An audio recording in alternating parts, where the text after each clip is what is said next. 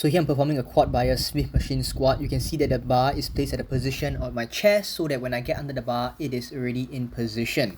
So now I place a heel elevation as well, and this is going to further accentuate that quad demand when I'm doing this exercise.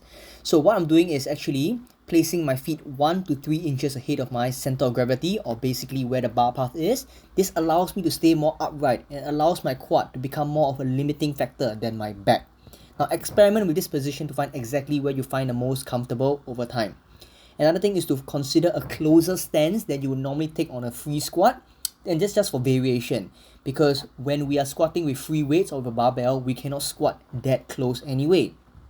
We also want to point our toes out ever so slightly so that they align with our knees. If your toes point totally forward, that is also totally fine. But the main thing is that if you point out a little bit slightly, this allows for greater depth most of the time. No knee discomfort is a big tick on any quad training so that we can do this for long term.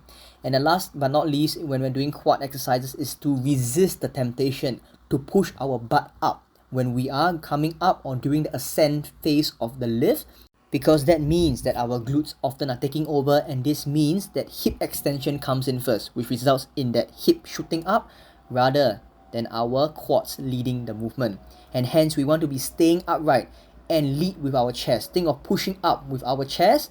This will make the lift much more tougher but more effective for your quads. So just to recap again, for the quad bias Smith machine squat, basically we're going to be positioning the bar at a high bar position.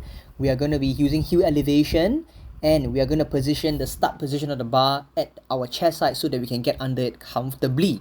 We want to be making sure that we are leading the movement with our chest, but we're not extending our back too much that it results in lower back discomfort.